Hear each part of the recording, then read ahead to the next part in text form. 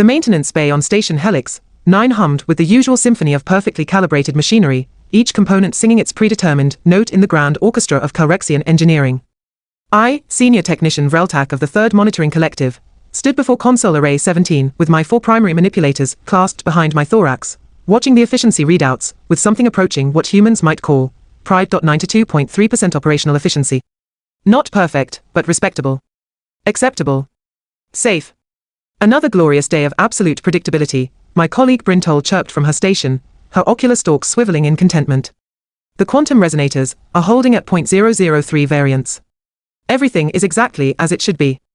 As the founders intended, I replied, performing the ritual gesture of technological gratitude. 3 taps on the chest plate, 1 sweep of the primary manipulator. Standard. Predictable. Correct. That's when the doors hissed open, and everything went straight to the 17 hells. The human walked in, not just any human, mind you.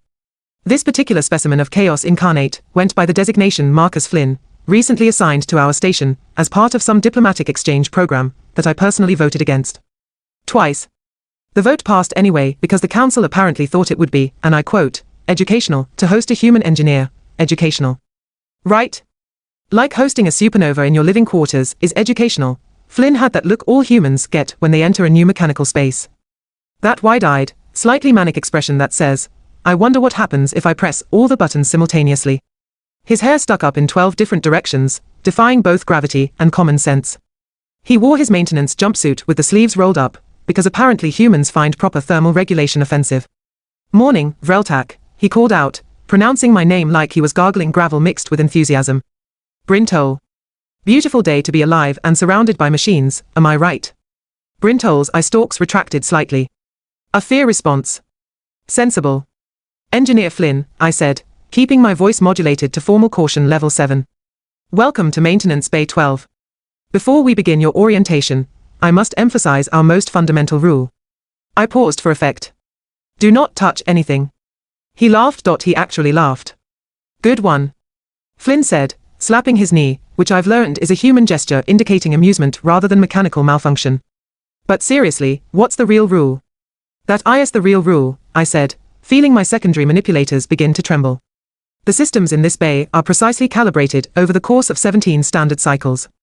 Each component interfaces with 43 other subsystems. The margin for error is 0.0001%. Touching anything without proper authorization and calculation could cause a cascading failure that would require 6 solar rotations to repair. Flynn nodded slowly, his face adopting what I would later learn was his, I'm totally listening and definitely not planning to touch things expression. Got it. Don't touch anything. Super clear. Crystal clear. Couldn't be clearer. He paused, looking around the bay with eyes that sparkled with dangerous curiosity. So, what's that thing over there? The one with the glowing purple emanations and the weird clicking sound. I followed his pointing appendage to the primary coolant regulation system, which was indeed making a clicking sound that it definitely should not be making. That, I said carefully, is the PCRS-47. It has been making that sound for approximately 8 cycles. We have run 4,217 diagnostic simulations, and all indicate that the clicking is within acceptable parameters, even though we cannot determine its cause. Acceptable parameters. Flynn's eyebrows, those bizarre strips of human fur above their ocular organs, climbed toward his hairline. It sounds like it's about to explode. It has been about to explode for 8 cycles, Brintol added helpfully. We have a betting pool on which cycle it will actually fail. I have cycle 14.6. Flynn stared at us both like we'd just explained that we fuel our ships with pure madness and broken dreams. You have a betting pool on when critical equipment will fail. His voice had gone up half an octave. Instead of just fixing it. We cannot fix what we cannot diagnose, I explained with the patience I usually reserved for newly hatched juveniles. The PCRS-47 is a sealed unit manufactured on Calrexia Prime 700 cycles ago. Opening it would void the warranty and potentially cause the aforementioned cascading failure. Standard protocol is to monitor until catastrophic malfunction, then replace the entire unit. How long does it take to get a replacement? 40 to 45 cycles, depending on shipping routes and bureaucratic processing times. Flynn's face did something complicated. His mouth opened, closed, opened again. His skin tone shifted slightly toward the red spectrum, indicating elevated blood pressure. Finally, he spoke with obviously forced calm. So you're telling me that when this thing fails, which you all seem to think is inevitable, you'll be without coolant regulation for over 40 cycles. Oh no, I corrected him. We'll switch to the backup system. Which is also clicking. I watched Flynn process this information. His neural activity was practically visible, manifesting as tiny muscle twitches around his orbital sockets and jaw. I had read in human behavioral studies that this expression meant someone was reconsidering their life choices. Okay, he said finally. Okay. New plan. I'm going to look at that coolant system. Just look. No touching. Purely observational. Absolutely not, I said, stepping between him and the PCRS-47. Engineer Flynn, I must insist that you adhere to station protocols. The orientation process requires 14 cycles of classroom instruction before any hands-on observation is permitted. 14 cycles. His voice cracked like a malfunctioning audio processor. That thing might explode in 14 cycles.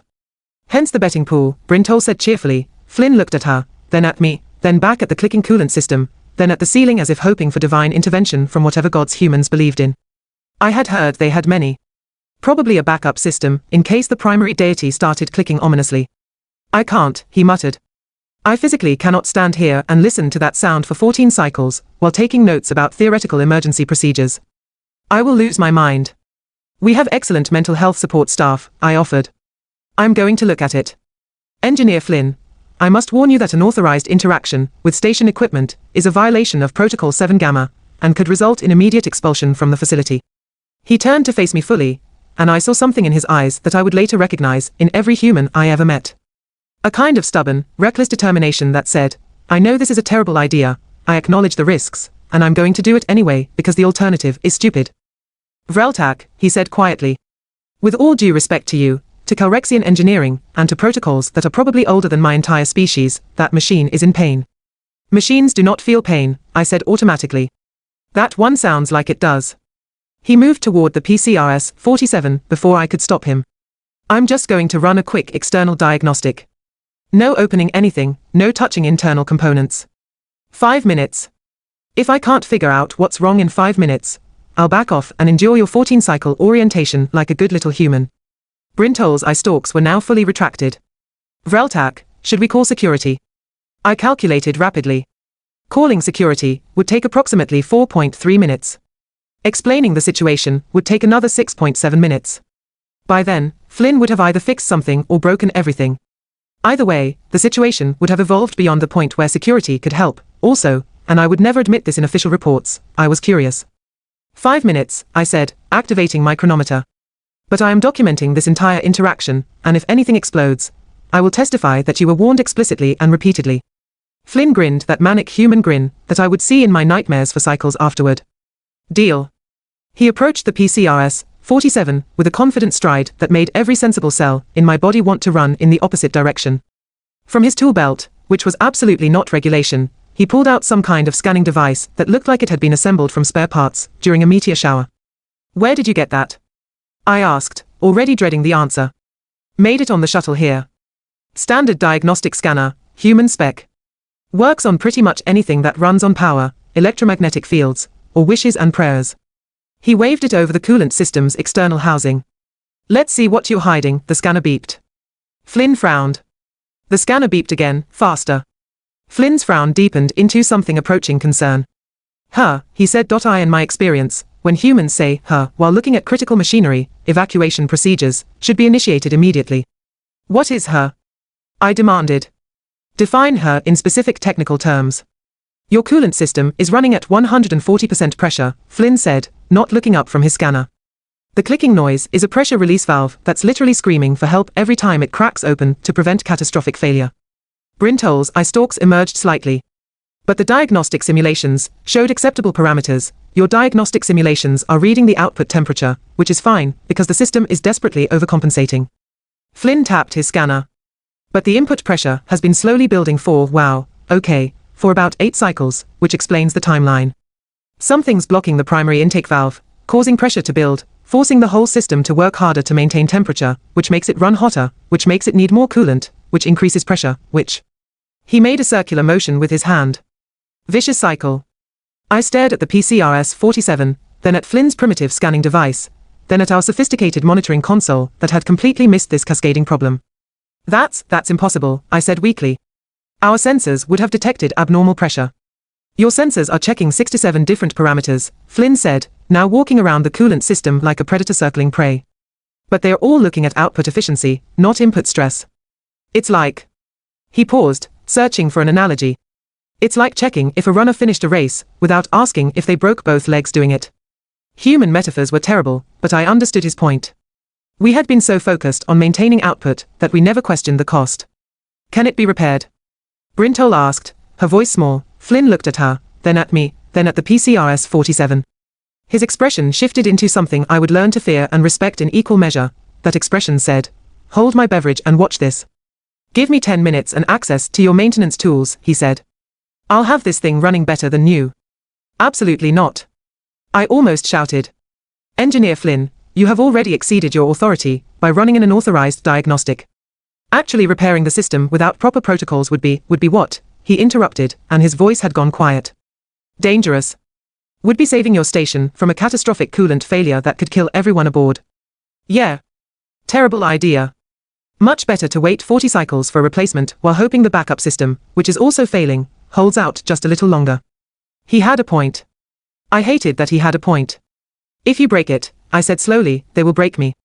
And then you. And then they'll somehow find a way to break whatever's left." Flynn's grin returned, bright and absolutely unhinged. "Then I better not break it." And before I could stop him, before I could call security, before I could do anything reasonable or sensible or sane, Marcus Flynn opened the PCRS-47's maintenance panel and reached inside with both hands, proving once and for all that humans were the galaxy's most terrifying engineers. The clicking stopped. For one horrible second, everything went silent. Then every alarm in Maintenance Bay 12 started screaming at once. The alarms were not gentle suggestions that something had gone mildly wrong.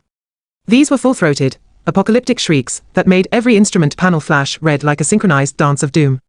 My primary manipulators went rigid. Brintol made a sound like air escaping from a breached hull. Somewhere in the distance, I heard running footsteps and panicked voices in 17 different languages, none of them optimistic. Flynn, the absolute madman, just stood there with both arms buried in the PCRS-47 up to his elbows, completely unbothered by the fact that he had apparently just murdered us all. "Flynn!" I screamed over the alarms. "What have you done?" Hold on, he yelled back, his face scrunched in concentration. "I just need to bypass the secondary regulator and reroute the flow through, aha." Something inside the machine went clunk, the alarms got louder. I prepared my final thoughts, which mostly consisted of variations on "I told him not to touch anything," repeated in different pitches of existential despair. Then Flynn twisted something with both hands. There was a sound like pressure equalizing across dimensions, and suddenly, impossibly, the alarm stopped. Not gradually. Not in sequence.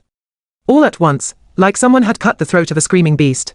The silence was somehow worse than the noise. I stared at the console displays, waiting for them to show catastrophic failure, waiting for coolant to start spraying everywhere, waiting for the station to begin its slow tumble into the nearest star. Instead, the readings began stabilizing. Temperature levels normalized. Pressure readings dropped from the red zone into yellow, then green. Efficiency calculations scrolled across the screen, so fast I could barely track them. 94% efficiency. 96. 98.100%, the number kept climbing. 102%. 105. "That's impossible," I whispered. "That's literally impossible. Maximum theoretical efficiency is 100%. That's what 100% means." Flynn pulled his arms out of the maintenance panel, covered in some kind of dark fluid that I really hoped was just lubricant. He wiped his hands on his jumpsuit, because humans apparently viewed clothing as disposable cleaning implements. "Your calculations were based on the system running with partial blockage," he explained, checking the readings over my shoulder. "I cleared out about 8 cycles worth of crystallized coolant deposits from the intake valve. Probably accumulated, because your mixture ratio was slightly off, causing precipitation over time. Fixed that too. Also recalibrated the pressure sensors, because they were reading about 15% low, which explains why your diagnostics never caught the problem." He paused, looking at the still climbing efficiency number. "Oh, and I adjusted the flow timing to match the station's actual cooling needs rather than the theoretical model from when this thing was first installed. You've added a lot of equipment in 700 cycles. The system was working way harder than it needed to because nobody told it you'd upgraded." The efficiency reading stabilized at 132%. Brintol's eye stalks had fully extended and were now waving in agitated confusion. "That number cannot be real. Mathematics does not work that way. Reality does not work that way. The baseline was wrong," Flynn said simply. "You were comparing efficiency to a system that was already compromised. Now you're seeing what this baby can actually do, when it's not suffocating on its own waste products. He patted the PCRS-47 affectionately. Good machine. Just needed someone to listen to what it was saying. I opened my mouth. Closed it. Opened it again. No words came out, because my brain had apparently decided to resign rather than process what had just happened. Security burst through the doors at that moment, led by Chief Enforcer Vrell-Tak, who had enough weaponry attached to his exoskeleton to pacify a small moon. His mandibles were spread in aggressive challenge posture. Who activated the emergency protocols? He demanded, scanning the room for threats. We registered a critical system breach in PCRS-47. That was me, Flynn said cheerfully, waving one coolant-stained hand. Sorry about the panic. Had to shut down the safety limiters for about 30 seconds to clear the blockage. Everything's fine now. Better than fine, actually. Your coolant system is running at peak performance for probably the first time since installation. Vrell-Tak's weapon systems, which had been powering up with ominous hums, slowly powered back down. He looked at Flynn, then at me, then at the display showing impossible efficiency numbers, then back at Flynn. You touched the PCRS-47, he said slowly. I did. After being explicitly instructed not to touch anything. Also yes. And instead of causing catastrophic failure, you somehow improved its performance by 32%. Closer to 40% if you account for the efficiency loss from the pressure compensation the system was doing, Flynn corrected. But yeah, basically. Vrell-Tak's mandibles closed slightly. A sign of confusion. I need to file a report about this. What kind of report? I asked nervously. I have no idea, the security chief admitted. There is no protocol for unauthorized repairs that dramatically exceed expected parameters. Our forms only account for damage, injury, or death. Not improvement. File it under damage to my expectations, Vrell-Tak suggested weakly. Flynn was already moving toward the next bank of equipment, his scanner out and sweeping across panels.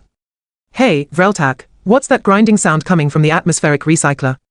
Every cell in my body screamed in protest. No. Engineer Flynn, you will step away from the atmospheric recycler immediately. That system is even more critical than the coolant system. If that fails, we cannot breathe. Which is probably why you should fix the bearing that's about to seize up, Flynn said, not stepping away from anything. Sounds like you've got maybe 20 cycles before it goes critical. Probably less if you keep running it at current load. The atmospheric recycler underwent complete inspection 4 cycles ago, I protested, pulling up the maintenance logs on my data tablet. Every component passed certification. There is no bearing failure. Flynn knocked on a specific panel with his knuckles, a primitive percussion diagnostic that somehow worked despite having no scientific basis whatsoever. Hear that? That's metal grinding on metal, because the lubrication system has a micro-leak. Too small for your sensors to detect, but it's been slowly starving the main bearing assembly. Your inspection passed it, because they checked the lubricant levels in the reservoir, not the actual distribution throughout the system. He pointed to a small indicator light that was green. That tells you the reservoir is full. It doesn't tell you that the pump pushing lubricant through the system is only operating at 60% capacity, because of a worn seal. I checked the schematics. There was indeed a pump. There was indeed a seal. Neither were part of the standard inspection checklist, because they were considered secondary components. How can you possibly know this from a sound? I demanded. Flynn tapped his ear. Humans are good at pattern recognition. We evolved as persistence hunters. We can track wounded prey for days by listening to how their footsteps change. Same principle applies to machines. They tell you when something's wrong if you know how to listen. That's the most absurd diagnostic methodology I've ever heard, I said. And yet I'm right, Flynn countered. Want to bet your breathable air on it? I did not want to bet my breathable air on anything, which I think proved his point. Vrell-Tak had been watching this exchange with growing alarm. Engineer Vrell-Tak, do you want me to forcibly remove this human from the maintenance bay? I should have said yes. Every regulation I had memoized over 40 cycles of service said yes. The part of my brain responsible for self-preservation was screaming yes, so loudly it was giving me a headache. But I looked at the coolant system efficiency reading, still hovering at 132%. I thought about 8 cycles of listening to that clicking sound and doing nothing. I thought about 4 to 5 cycles waiting for replacement parts, while hoping the backup system held out. I thought about how Flynn had fixed in 10 minutes what we had been planning to replace at enormous expense. No, I heard myself say. Let him continue. Vrell-Tak's eye stalks whipped toward me. Have you experienced a neural malfunction? Possibly, I admitted. But I want to see what else he finds. Flynn's face split into that terrifying grin again. Now we're talking. Okay, the atmospheric recycler needs immediate attention, but after that I'm seeing some really weird harmonics in your power distribution grid, and I think your gravity generator has a phase synchronization drift that's probably costing you 12% efficiency station-wide. The gravity generator is operating within all specified parameters, I said, but my objections sounded weak even to me. Sure, but those parameters were set assuming perfect calibration maintenance every 50 cycles. When was the last time someone actually recalibrated it? I checked the logs. 217 cycles ago. Ah, I said. Yeah, Flynn replied. Ah. Over the next 6 hours, I watched Marcus Flynn commit what I could only describe as aggressive acts of unauthorized maintenance across Maintenance Bay 12. He opened panels that had not been opened in decades. He adjusted settings that were supposed to be permanently locked.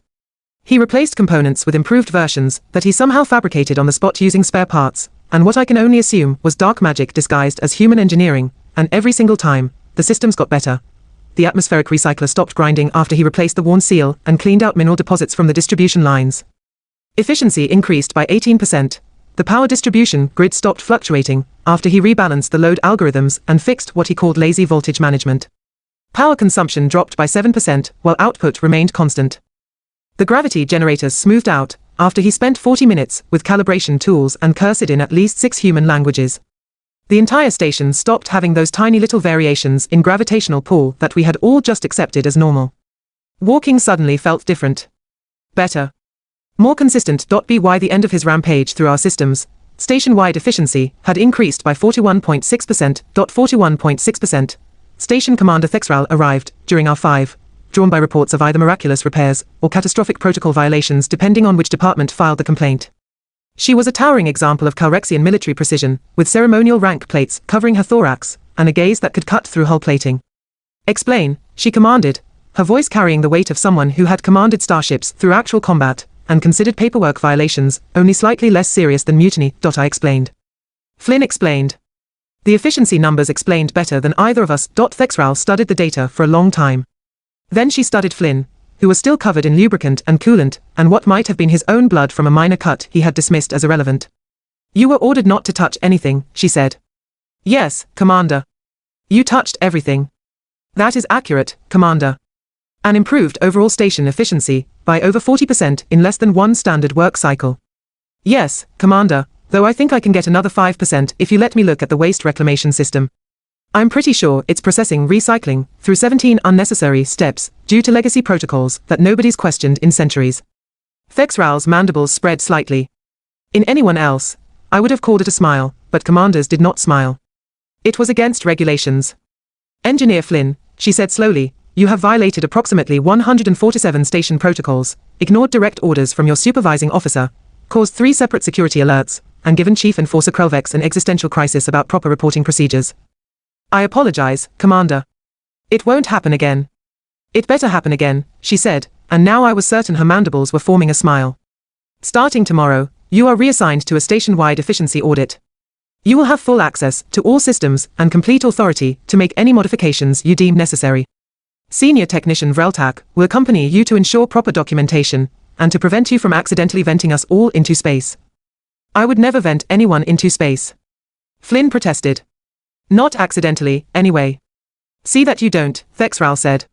We have forms for intentional venting, and they take weeks to process. She left, leaving me standing next to a human who had somehow turned the worst day of my career into the best day of the station's operational history. So, Flynn said, wiping his hands on an already ruined jumpsuit. About that 14-cycle orientation course. Can we skip it? I'm pretty sure I learned more in the last 6 hours than any classroom could teach me. I looked around Maintenance Bay 12. Every system was running smoother than I had ever heard. The usual background noise of struggling machinery had been replaced by a gentle hum of efficiency. Even the lighting seemed brighter, though Flynn insisted he had not touched the illumination systems yet. Yes, I said. We can skip it. But Flynn, I need you to understand something. What's that? You humans terrify me. Your entire species terrifies me. You look at rules as suggestions, protocols as starting points, and warning labels as personal challenges. You should not work. Your approach to engineering is absolute chaos held together by luck and overconfidence. Flynn nodded. Fair assessment. But you're also the most effective engineer I've ever encountered, and I've been doing this for 40 cycles. So I'm going to make you a deal. You can touch anything you want, fix anything you think needs fixing, and improve anything you believe can be improved. And in exchange, you teach me how you do it. How you listen to machines. How you see problems that our instruments miss. How you make impossible things work through sheer stubborn determination, and what I can only describe as weaponized optimism. Flynn extended his hand, that strange human greeting gesture. I had learned about this. The clasping of appendages to signify agreement and mutual trust. I wrapped my primary manipulator around his hand and shook it, hoping I was doing it correctly. Deal, Flynn said. But I'm warning you now, once you start seeing problems everywhere, you can't stop. It's like a curse. You'll hear every grinding bearing, every inefficient pump, every system crying out for help. It'll drive you crazy. I'm already standing in a room where efficiency exceeds theoretical maximums, I said. I think my relationship with sanity ended several hours ago. Flynn laughed, and Brintoul laughed, and eventually I found myself laughing too, because sometimes the only reasonable response to having your entire understanding of engineering rebuilt in 6 hours is to embrace the madness, and see where it takes you. They said don't touch anything, the human touched everything, and somehow, impossibly, beautifully, everything got better. Turns out the galaxy had been running on outdated protocols and accumulated compromises for so long that nobody remembered what peak performance actually looked like. It took a human, with their chaos and confidence and complete disregard for how things had always been done, to show us what our own technology was truly capable of. I filed my report that evening. Under the section marked Incident Description, I simply wrote, Human happened. Send more humans. 3 cycles later, my request was approved. Command was sending 15 more human engineers for extended assignments across the fleet. May the founders have mercy on us all. We were about to get so much more efficient, and nothing would ever be the same again.